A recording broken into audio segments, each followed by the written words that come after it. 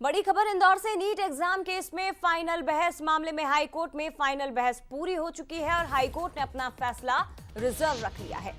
बड़ा आदेश NEET exam case को लेकर जल्द ही आ सकता है।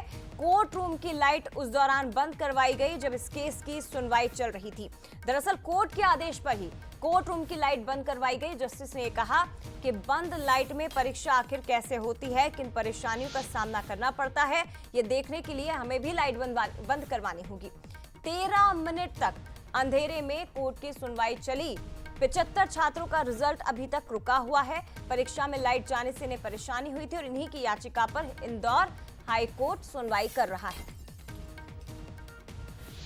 बड़ी खबर यह है कि सभी ने अपने अपने तर्क कोर्ट के अंदर रख दिए हैं। अब कोर्ट क्या फैसला लेगा, इस पर सबकी नजरें बनी हुई है। पीयूष पारे हमारे साथ इस बड़ी खबर पर जुड़ गए हैं। पीयूष, हाई कोर्ट का फैसला रिजर्व, लेकिन देखने वाली बात है कि आखिर किसके पक्ष में आता है।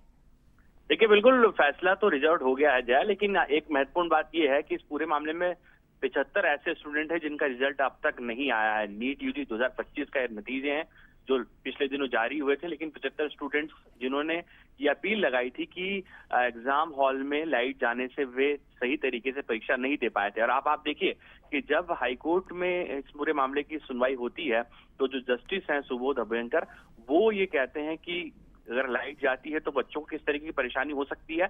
कोर्ट रूम की लाइट 13 मिनट तक बंद रही।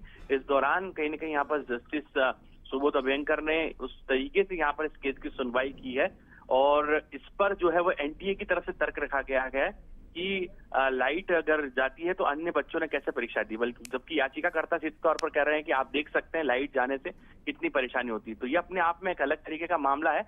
अब 30 जून को जब फैसला यहाँ पर आने की संभावना है तो देखना होगा किसके पक्ष में आता है, लेकिन फिलहाल स्टूडेंट्स को इंतजार करना होगा हाईकोर्ट के फैसले का। निश्चित तौर पर पीयूष, और ये बहुत बड़ा फैसला होगा छात्रों से जुड़ा हुआ, क्योंकि तर्क कई तरह के रखे गए। तर्क ये भी रखा गया कि जब टॉपर्स जब इंदौर से हैं तो इन बच्चों को परेशानी कैसे हो सकती है। तर्क ये भी रखा गया कि आखिर अंधेरे में एग्जाम कैसे दिया जा सकता है। तर्क ये भी रखा गया कि वहां पर तो विंडोज थी तो फिर बच्चे एग्जाम क्यों नहीं दे पाए। ये तमाम तरह के तर्क अलग अलग पक्षों की ओर से रखे गए हैं। अब फैसला हाईकोर्ट को लेना है। सुनवाई इस मामले की पूरी हो चुकी है। फिलहाल बहुत धन्यवाद पीयूष आपका तमाम जानकारी के लिए।